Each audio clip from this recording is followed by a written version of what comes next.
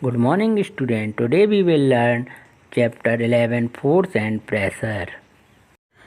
Force. Today we learn force.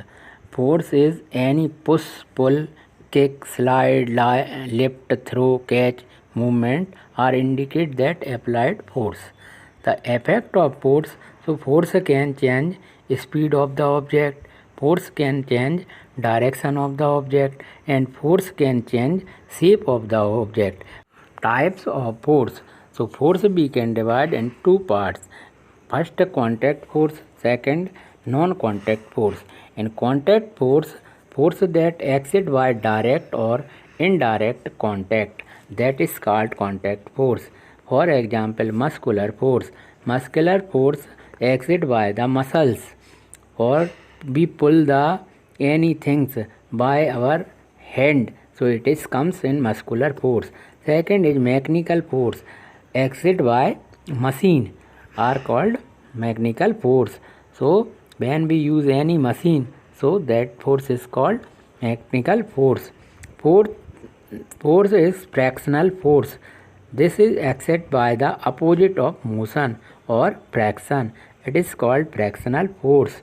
For example, any ball roll on the ground, so after some time it will stop rolling. That is example of fractional force. Next is non-contact force. So that force is acted by non-direct or indirect contact. First is gravitational force. That force acts between the universal object. For example, when we throw the any ball upper side, so it comes on the earth. It is example of gravitational force. Second is electrostatic force. This force is acted by electric charge. Third is magnetic force. This force is acted by the magnet. Pressure. Force acting per unit area is called pressure. Pressure is equal to force upon area. The SI unit of pressure is Pascal. Next, factors of pressure. So main factors are force and area. Pressure we use in our daily life also. For example, school bag have the wider steps, so pressure is less and we not feel load. Next, measuring of pressure. Pressure we can measure manometer and barometer. Barometer we use for measuring atmospheric pressure. Atmospheric pressure is pressure that exceeds by the atmosphere is called atmospheric pressure. Application of atmospheric pressure. In general, our daily life also we use atmospheric pressure. For example, rubber air suckers in arrows and baby toothbrush, they have the suckers, so we can paste that thing in any place.